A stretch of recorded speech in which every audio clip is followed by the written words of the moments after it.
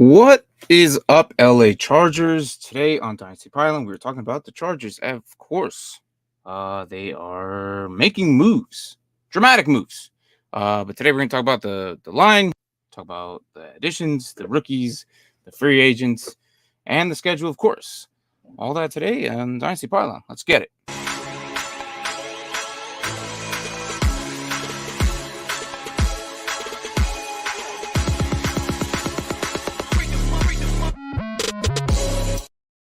Moves galore. All I got to say is they have been making moves left and right, from coaching staff to players to rookies, obviously.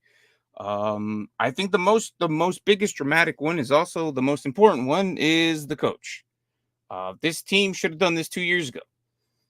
They brought in Jim Harbaugh, who hasn't been in the NFL for almost, I'd say, about 10 to 11 years. Last time he was in the NFL, he was with the 49ers. And he got himself all the way to the Super Bowl, scratched their way all the way there, and then just kind of lost. But, it's okay. I think he lost to his brother, who was currently coaching on the Ravens at the time, and it is what it is. But he brought in all his coordinators, so it's in a matter of like a small amount of time from him winning the national championship, they literally brought him back. Not too long after he won that earlier this year. I think it was late January, early February, something like that. So yeah, it's kind of crazy how Jim Harbaugh is back, but then it's kind of like brings how is the Chargers going to be ran, because we know how the way he coaches. We've seen him coach, the way he runs his teams. It's kind of like run heavy. So it kind of worries me, but he does believe in Justin Herbert. He came off right off the bat saying he's like the key to this success. So, and clearly with the first two picks, you can see it. You can just see the way he's running it already. So we'll see how this goes. I understand, like I said, the change needed to be done because in 2022 we made the playoffs, right? Chargers made the playoffs, and then out of nowhere the freaking Jaguars, just beat us, and it was like, okay, what the hell? Teams of all teams. But I honestly don't blame entirely what happened to that game based off of what the players did. That was Brandon Staley. How do you just go into a game, and I'm talking 2022, okay? How do you go? Because I'm going to take a rewind back. If you don't know what happened the last few years, well, here's what happened, right? You were primed for playoffs. Then there was a week before playoffs you didn't need to necessarily care about. It wasn't that big of a deal, but you still kind of needed to win it, but you didn't have to throw in all your starters in, especially on a game when you were winning. But Staley had the bright idea of leaving all the starters in, and then there goes down Williams, who was probably one of our biggest assets that year, offensively, and then we lost him through the playoffs.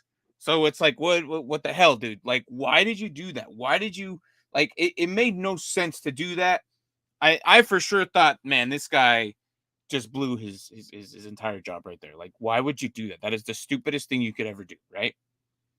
But they decided to keep rolling with him.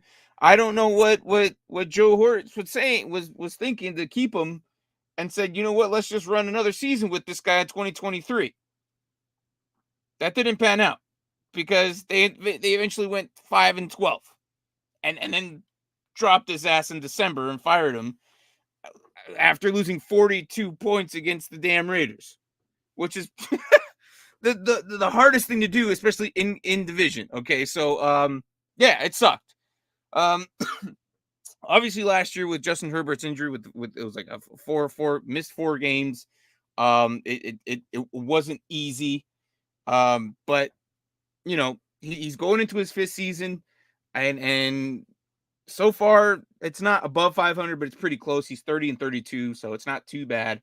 And he does have a loss in the playoffs, but it still bothers me that it was the Jaguars, and the next year we went 5-12, considering the year before we went 10-7. So yeah, that's basically kind of like what happened in the last couple of years. I don't understand why we kept Brandon Staley there that long, but Entering comes Jim Harbaugh. It came in headstrong, saying, "You know what? We're gonna build around Herbert. Herbert's gonna be the guy." And we're like, "Awesome, cool." But in the back of my mind, I'm like, "This guy's a running coach. This guy runs a lot." So coming in with 9 picks, right? 9 picks, 2 in the 7th and 2 in the 5th, and the other one we had a pick in each other round. So I know that we have Joey Bosa coming in here that we're thinking about, the contract situation. Honestly, if we cut him, I wouldn't even like. Look, I respect him. He's a he's above average player, but he's not great. I'm not gonna lie. Like, he does 2 great games a season, and that's pretty much it about him. Okay, like, that's about it. Uh, don't look at the stats. There's like, he puts up 3 to 4 tackles maybe, and then 2 games a year he just has a phenomenal week where he gets like 2 sacks, and then he rises his numbers up, and then he's like the truth for the next 3 weeks, but then he just dies again. So it's going to be interesting. So with that in mind, we'll see what we do with them. I'm not too sure what we're gonna do there. And then we lost Keenan Allen to Chicago with the trade, and then Mike Williams also signed in the offseason to the Jets. So 2 of our biggest assets, right?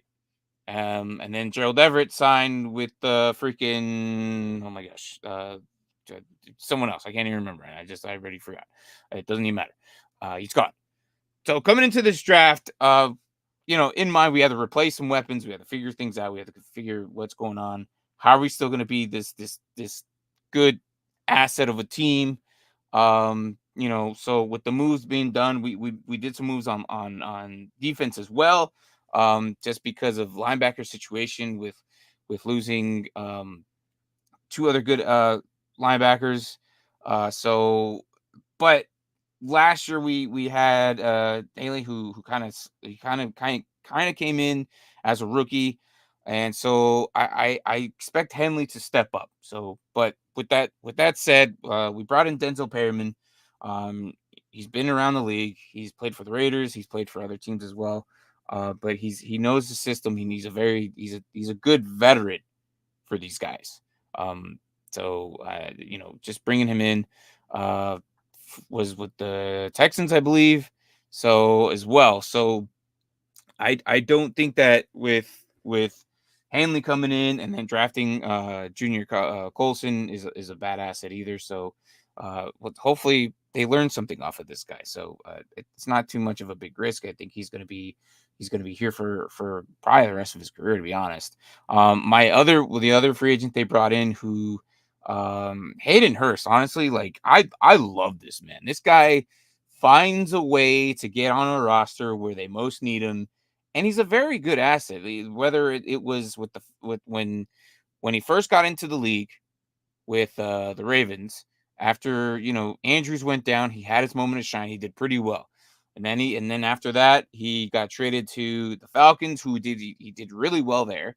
Then I think he went to Cincinnati for a bit. And then I think he's doing pretty well for himself. And Carolina did okay. Like, the man continuously does good. The only issue I have with him, and I don't know why, and this is weird. I think it's funny, to be honest now, because if you notice that every year he plays, he does really well when healthy. Keyword, when healthy. But it's usually 4 games a year. So he plays 3 quarters of the year. So what are we doing for the other 4 weeks? We got Will Disley as well. Will Disley's a good asset too. So between these 2 tight ends, I think they're going to be just great. Will Disley was signed for 3 years. Hayden Hurst for a year, I believe. So I'm glad. I'm happy for them that we could work with these guys. They're pretty good. Again, it's both those guys are very good assets. Losing Gerald Everett sucks, I know. But I don't think it's going to be too detrimental at the tight end position. Both these guys can cover what Gerald Everett did. They're different styles, I understand. But with both these guys, like, Hayden Hurst can get it done when healthy. Will Disley is a monstrous of a man. He can get it done. I don't think that losing Gerald Everett is too big of a deal, because we replaced him with 2 other guys who probably equal talent as Gerald Everett. Say what you want to say. There are some Gerald Everett truthers, but you'd be surprised. These guys can get it done as well, so I'm not too worried about it. The only worry, like I said, is Jim Harbaugh, if he's going to pass a little bit more. Like I hope he passes a little bit more.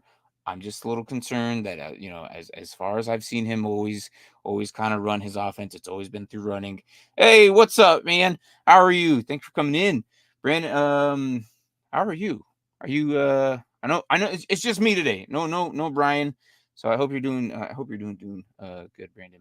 But we're doing Chargers today, so I do believe you're not too big on football, but I do appreciate you coming in, saying hi, what's up, giving a like. Always appreciate that. Always helps our numbers. But again, thanks again. So what did I say? So tight ends, I'm not worried about. As for running backs though, hey, what's up? What's up, Anthony? Chargers just told their brother the Ravens can have the two. Yeah, I was just about to get to there. So they signed Gus Edwards, right? I was like, okay, finally, like, okay, this man has never started in his entire career. Okay. But this was before they brought in the other guy I'm about to mention. So I'm like, okay. They signed him for a 2-year deal. He's gonna have his chance. We've seen him run. Isaiah Spiller sucks.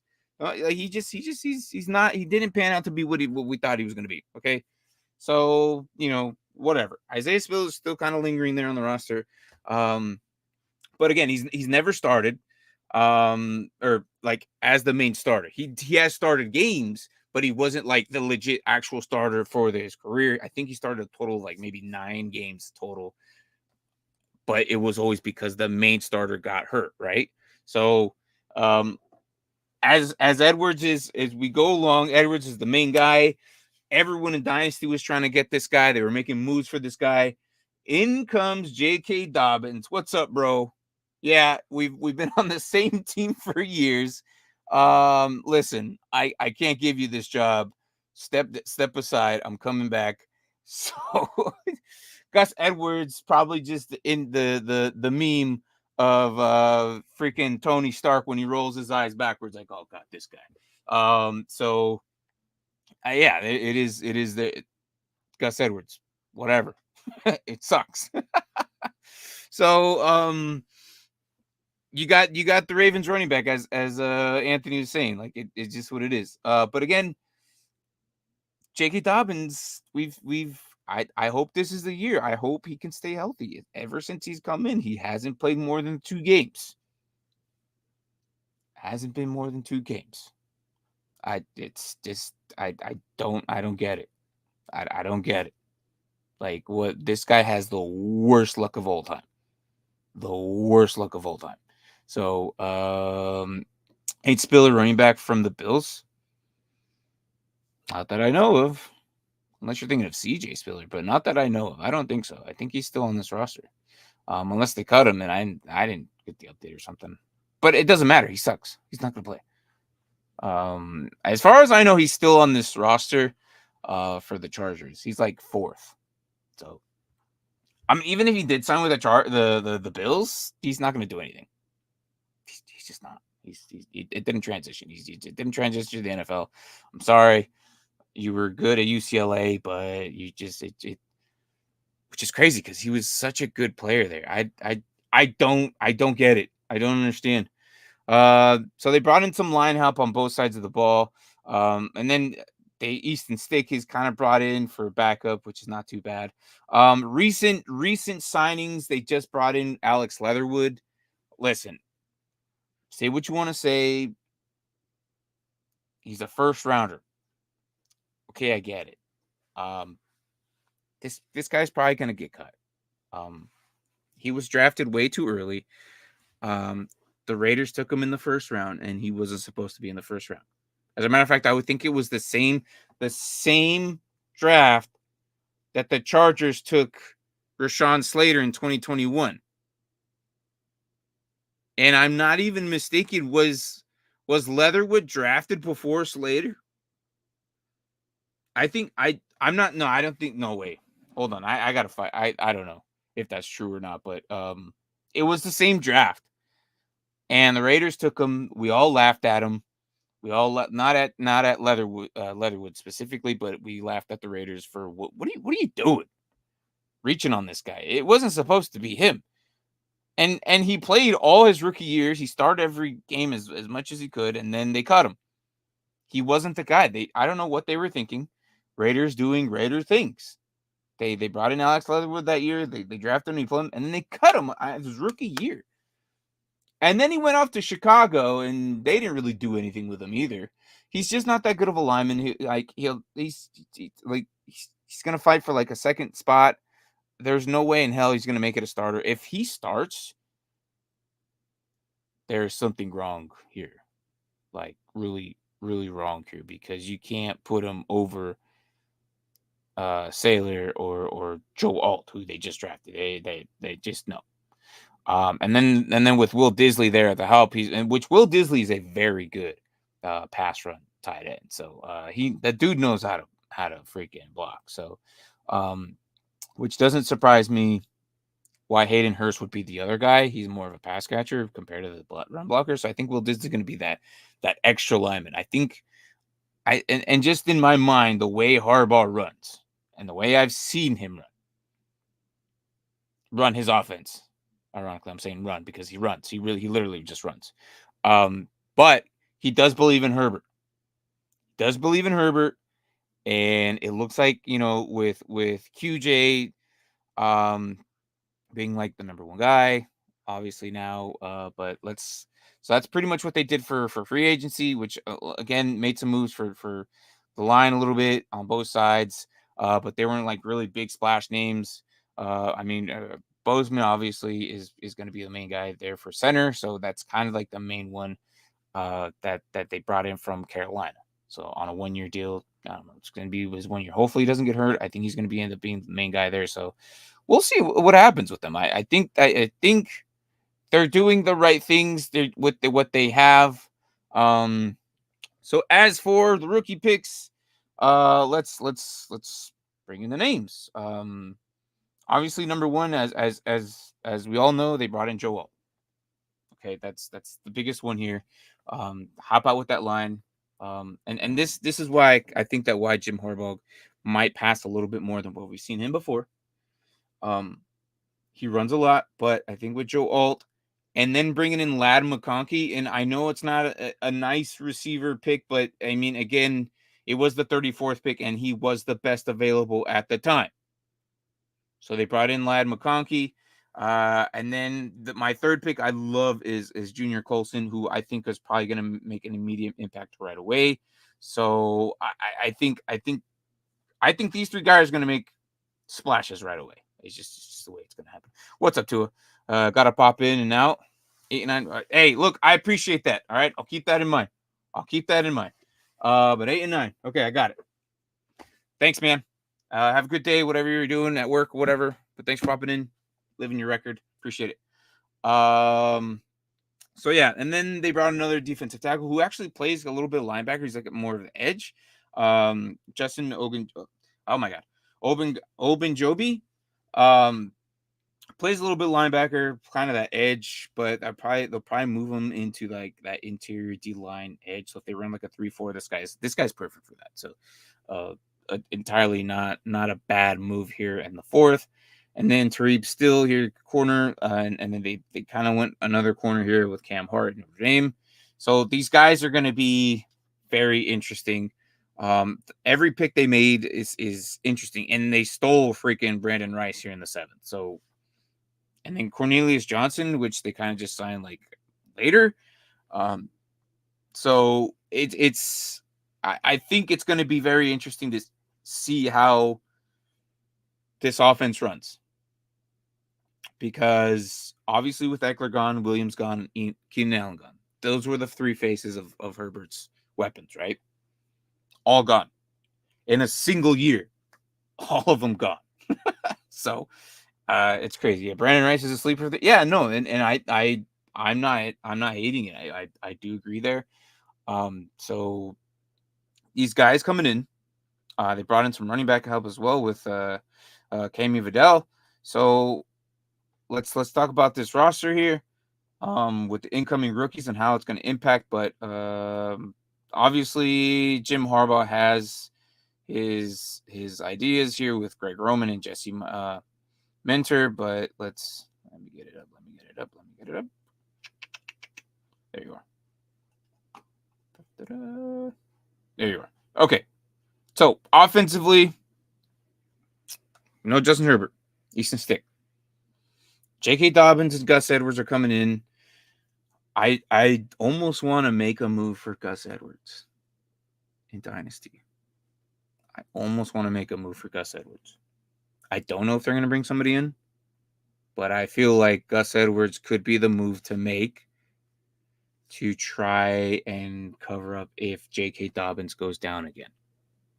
I hope not. And I hope maybe because the plays are different and God, I just pray that he's so young. He's 24 years old. He's already freaking 50 years old. It's crazy.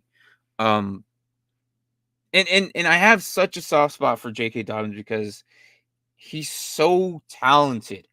Like the one game, like I say this all the time. And when we have the opportunity to start him, I go all in. All my chips are in on J.K. Dobbins on that 1 week he's playing. When he's playing, I put him in. Despite of he's just coming back from his first game back from injury, whatever. I'm like, no, dude, you put him in because this guy's gonna get you at least 12 to 16 points. I promise you that. It's I know it's weird, but he does it. But then he's gone for the rest of the season. So it sucks. So that's how I feel about JK. But I'm not making like in a dynasty roster startup right now. I'm not taking him. I can't. I can't take him. I'm too scared that he's going to get hurt. If he comes in, gets hurt, and then he's done for the season, you just drafted him probably like what in the 6th or 7th maybe, if that, and that might be even too high. So, yeah. But for Gus Edwards, I wouldn't mind trying to get him for a third. Just get him for a third. Maybe he'll pan out because either way, he's going to be the 2. Either way, they're going to run both Dobbins and Edwards, right? Like they're going to run them both. So I'm not too concerned. Playtime for Edwards. I think Edwards is going to get his time in regardless of what happens even if JK is healthy the whole year. Let's pray that he's healthy the whole year, but I don't know. Just from history. So anyways, receivers, QJ, Joshua Palmer, DJ Chark, hopefully he just re-elevates his career and does something good here. And Brendan Rice, obviously, we kind of think he might be the sleeper. He's going to be like the 3rd, 4th guy here with Ladd McConkey there. It wouldn't surprise me if Hayden Hurst ends up being like the main target here. Herbert loves his tight ends. Like look at Gerald Everett. Look at Donald Parham. Like these guys get targets regardless. Joshua Palmer plays that slot because he used to play that slot. Now he's going to have to be pushed to the outside because Ladd McConkey is there. So it's going to be interesting to see how this offense completely changed 180. Everything's changed 180. The only thing that hasn't changed for this offense is somewhat of the line. Well, it got better, but Justin Herbert. Everything else has changed. Yes, QJ was there. And yes, he's supposed to be good. And yes, I think he's a very talented receiver. The issue is he hasn't been able to prove us yet that he's a reliable catcher. Like that's his job. And until that happens, like we're probably gonna have to rely on multiple games for us to believe that this guy can catch. Because that's been his problem this entire time. He's such an athletic guy. And he was probably the best one coming out of his draft class. But the issue is he just can't catch. Like he can catch, but it's like 50% of the time. Like, well, what's going on, dude? Like, do we need to put like sticky glue from like Little Giants and just so you can? I don't know what's his deal. But QJ can't do it. He can't do it. If he improves his catching, maybe it's the way his mechanics are need to be reworked. I hope that like with this new coaching they brought in, hopefully they can teach him something that he hasn't been taught before. I don't know. Hopefully, because I know he's going to get drafted somewhat high.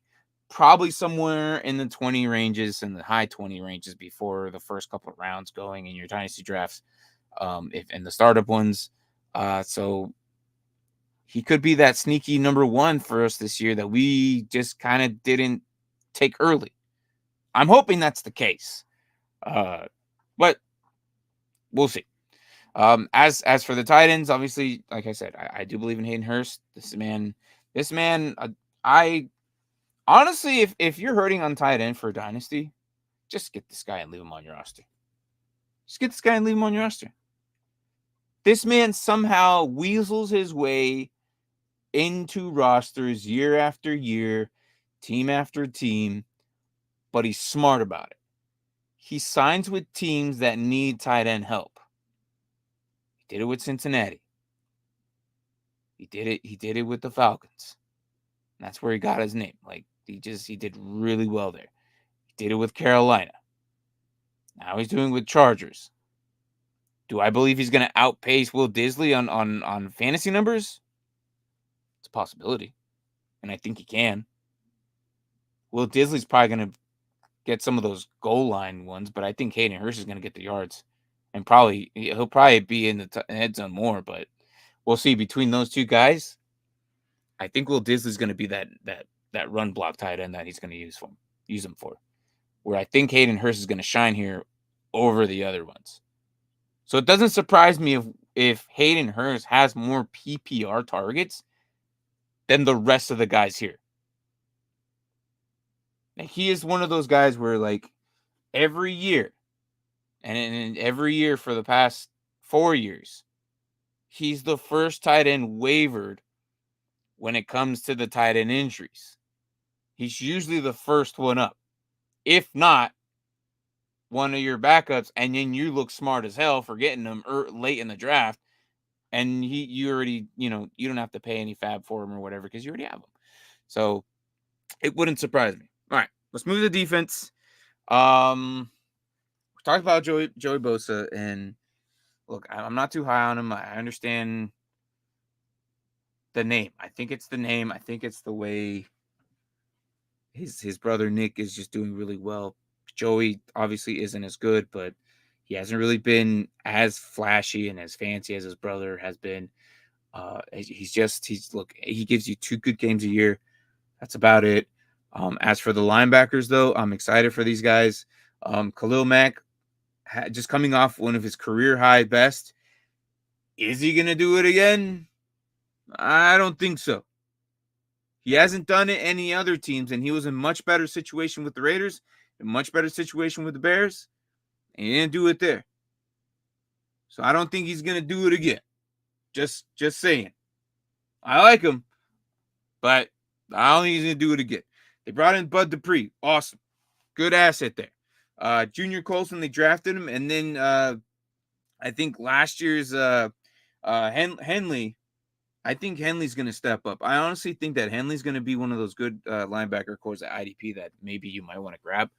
I think between Junior Colson and Henley, I think they're going to be the truth here. I don't see anything around it. Henley's a very good player. And we'll see it this year. Last year he was third string under freaking Hickson or Hendrickson.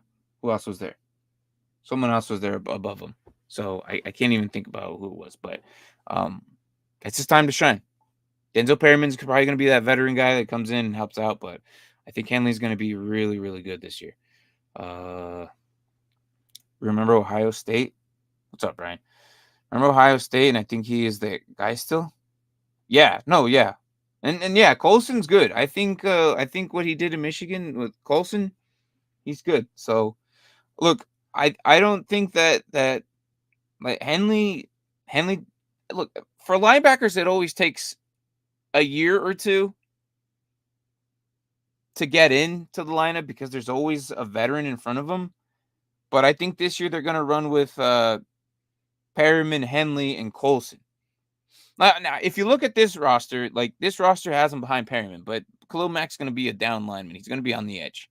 It's going to be Fox, Otito, and then Ford, and then probably, Bud Dupree and Khalil Mack somewhere thrown in there. Wouldn't surprise me if they run like 5 and then with the 2 linebackers. So we'll see. But they have depth. These guys have depth.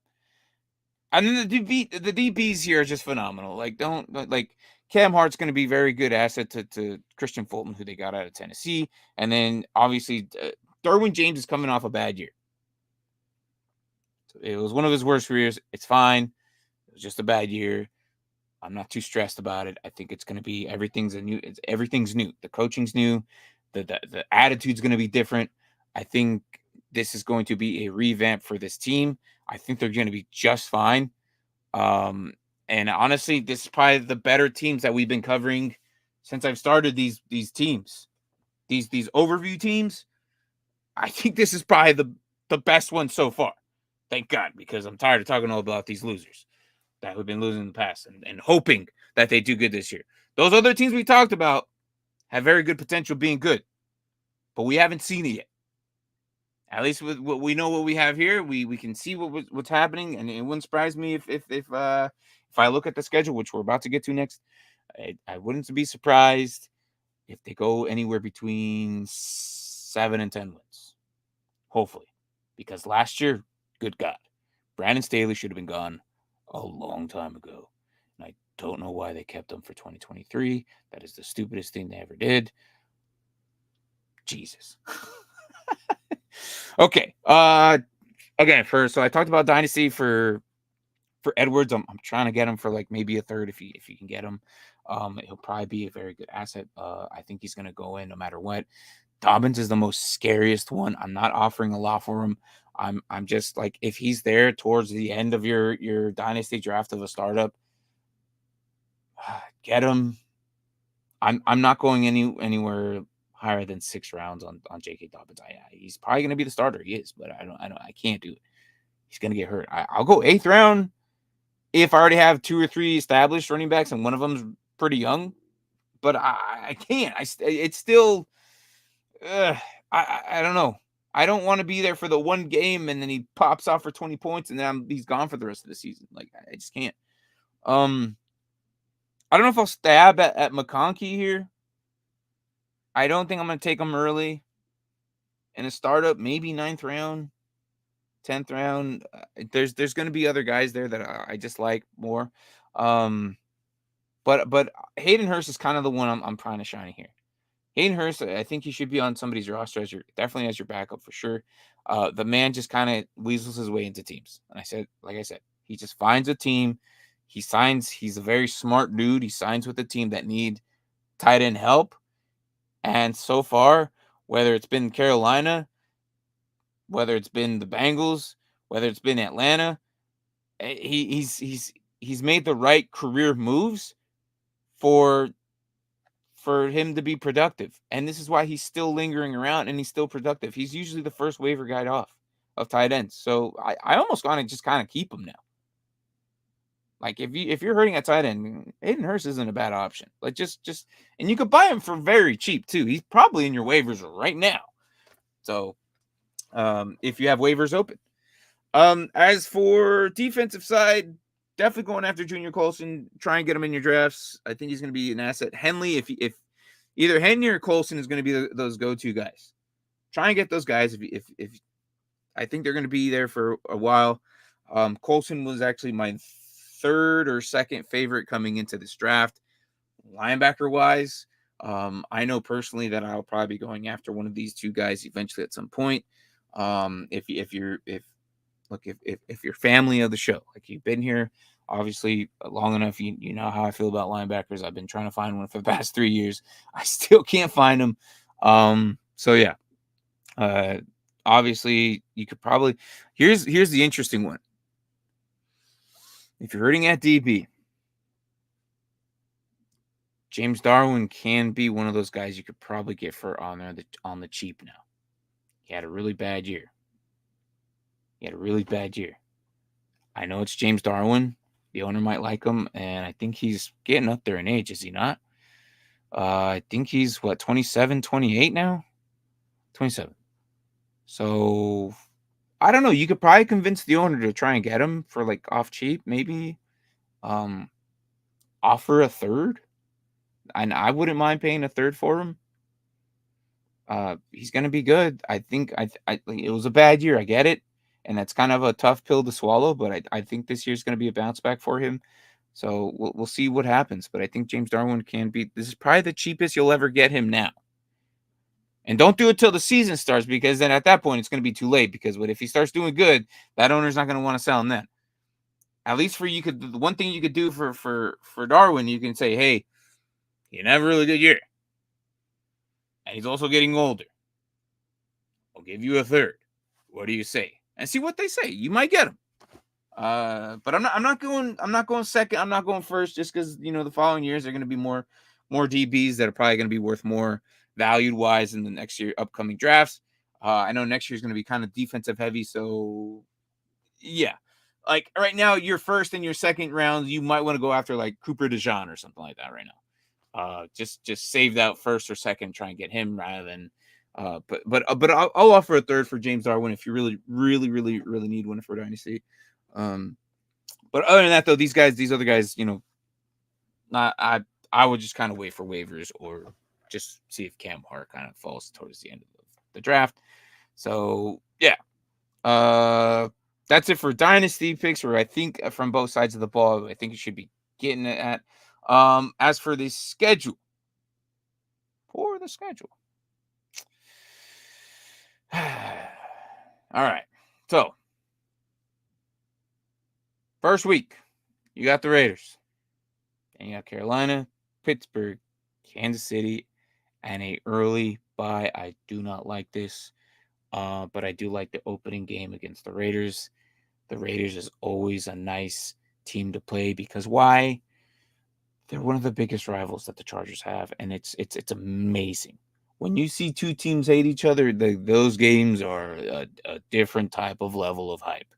So that is a very nice opener. The issue is you play another rival team just before the bye week, and then it's a week 5 bye week. Sucks to suck, but week 5 through 18 is going to be very difficult. So after 4 weeks, you get all right, cool, with a little nice vacation, whatever, blah blah blah. Then you got the Broncos, Arizona, and you come back home for the Saints. You go to Cleveland, then you have a good 3-week stretch of home games with Tennessee, Bengals, and Ravens. Then we travel to Atlanta, we travel to Kansas City, come back home with Tampa Bay, Denver, and end the season on away games with New England, and then we go to Las Vegas. So let's make that home ours. I don't know what else to say, but bolt up and let's try and get it through 5 through 18. But I'm gonna look at these teams. I think we can sweep the Raiders, right? That's a possibility, or we could split with them. Let's see the rest. Because we open and we close with them. As for Carolina, I don't think Carolina is going to do anything special this year. I think they're going to get smashed all over again this year. I think next year is Carolina's year is next year. I think they'll kind of revamp their team. It's a really young team. They're all starting off new. I think next year, and the general manager has the most impatient mind ever. Like he changes coaches like he changes his underwear. So he needs to relax, and you can't build the team changing the other guy's system year after year after year, because then you're just covering up mistakes that the other guy did year after year after year. Like, hey, dude, stick around for 2-3 years. Let's get this plan of yours going. In 3 years, if you still suck, you're done. That's what most teams do. But this guy just can't get here. But that's enough. I don't care about Panthers right now. So Pittsburgh, might be a loss there. I don't know. I think it might be a loss. It's they're tough this year. I think they did everything right. I can't wait to get to that episode because they did everything right this offseason. Moves, free agency, draft, everything. So I think they're going to be one of the stronger teams this year. Kansas City might be tough, but I think that's a loss. Then you get the bye week. I think you beat Denver. I think you beat Arizona. I think you beat the Saints. Cleveland, depending if Watson is Watson again, I don't know. But I think that might be a win there. I think we could beat. So let's see. That's 1, 2, 3, 4, 5. And then a 6 with Tennessee and a 7 with Atlanta, maybe. 9 with New England. And then, yeah. I say 9. 9. I say they're going to just split with the Raiders. Despite how bad I think they might do. But I think they'll just somehow lose that one. Because I think they'll be, I don't know. They might be like, if they have, they might be 9-10. That last week, they might just be like, you know what? We don't need this win, but it is division. So that's the one case. I'm still going to go 9. I'm going to say 9. I know Tua kind of popped in earlier. Had thrown his wins at 8 and 9. And Brian is also here at 8 and 9. And because of Harbaugh, yeah. No, I got you. So we got 2 8 and 9s, and I got 9 and 8. So let's go to our makeshift bracket here that I got going on here. So I got my 9 to your 8s. Let's get this out of the way. So we'll go, 8 and 5 or 8.5. Yeah, I'll go with 8 and 5 as well. So I don't have the thing here, but we will just add it here. Oops. Yeah. So we'll go 8.5 and. I think I spelled it wrong too. Oh no, I didn't. Yeah, I did. I'll leave that there. When I get to it, I'll update it. Put that off to the corner. So when I get to that division, I'll throw that division in here, probably in here, right here, and then put it 8.5. So 8.5, not bad overall. Overall, Chargers and my LA folk. The biggest move here and the most important move that you made was bringing in Harbaugh. Brandon Staley was such a big issue, and I'm glad that he's gone because that was not helping. With his mindset and everything that he's doing right now, I think what's going to happen is they can't beat majority of the teams. I almost want to say 10, depending if they sweep the Raiders, it's going to be 10 for me, but I'm going to say 9. Just because it might be division. That last game, I don't like that the Raiders are week 18. So that's the one. I'm like, they might just tank that one just because they don't need it. But overall, I think Harbaugh is a run-heavy team, just the way he's always been coaching. But when he first got there and the way he's raving on about Justin Herbert makes me think the very first round draft choice was Joe Walt. That's for Justin Herbert to protect his quarterback, right? And then the second one, get the best receiver that was available. Again, a weapon for Justin Herbert. And then with Hayden Hurst and Will Disley, again, more assets for Herbert.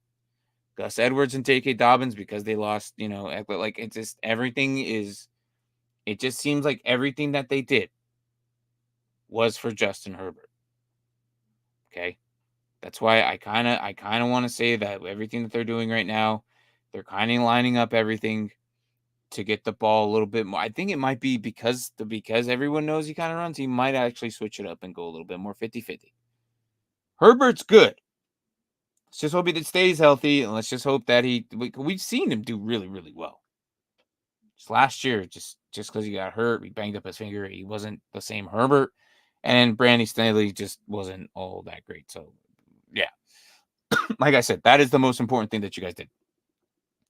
So, week 5 through 18 is going to be tough.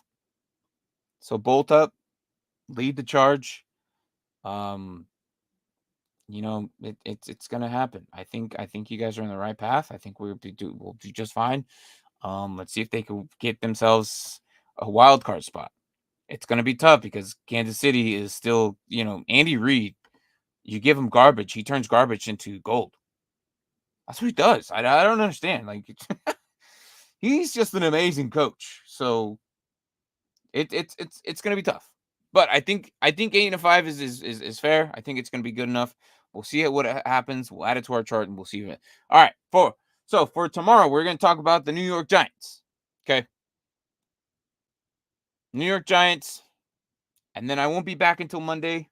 But the guys will talk about football on Sunday, so there's going to be no show on Saturday. Sorry, but it is what it is.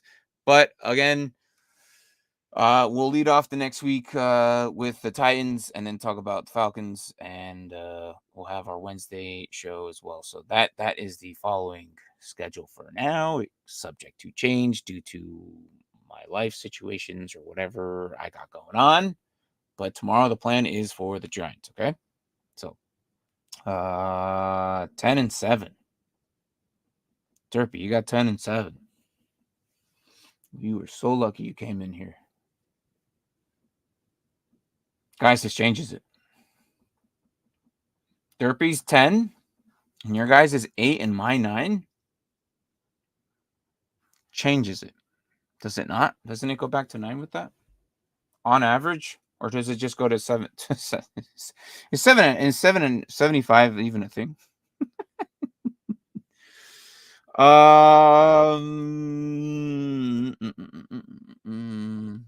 Let me see here. Does that change it tonight? No. It could. Yeah. It changes to 875.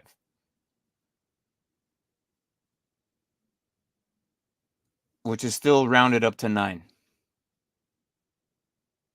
I'm going to leave it there at 8.5. Had we had another person come in here at 10, because they said 8. 2 of them said 8, Derpy. And I said 9. And you're 10. So I'm going to leave it at 8.5.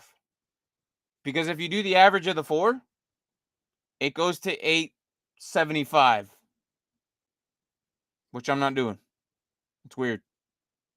No other ranking bracket over under thing does 75. But thank you. If we had one more person, like if we had Ross come in here and say 10, I'll switch it to 9, because then that would be that push onto the 9 mark. But it's still within the 8 range, and 2 of them said 8. I gave them a 9. You gave them a 10. That's 8.75. But I'm not going to do that. I'll leave it at 8.5. In our minds, we could leave it at 875. So, but yeah. Anyways, thank you, Derby, for coming in. Almost changed it. But yeah. So again, tomorrow we're gonna do the Giants again. If I'll show this again. If your team is coming up on any of these, I'll do an entire episode for that. But right now, we just got done with the Chargers. So again, it's gonna be tough between weeks 5 and 18. There's like no rest because you got or 6 through 18, I should say, because of the week 5 bye. So after that week, good luck. If you guys can stay healthy, which I think we have to, I think we can do it. I think 8 games is not out of the realm of possibilities. 9, even 10 at that fact. So there is a way to get back into the playoffs this year. Last year, too many things were going wrong. We kept the same system, and nothing was going right. Everything's new. Everything's changed. Everything's just it looks better for the future for the Chargers, and I hope I'm excited.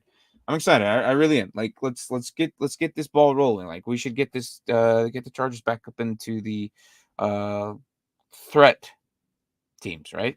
So, anyways, guys, I'll see you guys tomorrow. We're gonna do the Giants. Again, thanks for watching. Thanks for coming in. Thank you guys for coming in, popping in real quick in your busy lives and just giving me your records. So again, collectively as a community, we're going to come up with this playoff picture and see what we do. So again, thanks for coming in. Good morning, good evening, good night, wherever the hell you guys are at. This is the Chargers on Dynasty Pylon. I will see you guys tomorrow as we cover the Giants. Thanks for watching.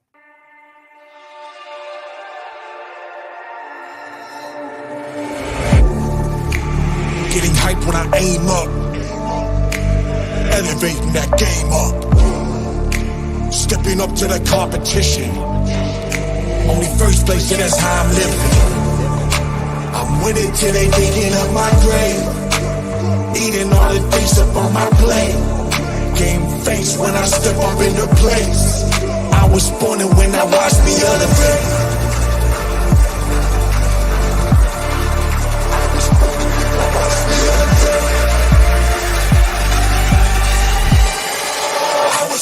When I watch me elevate.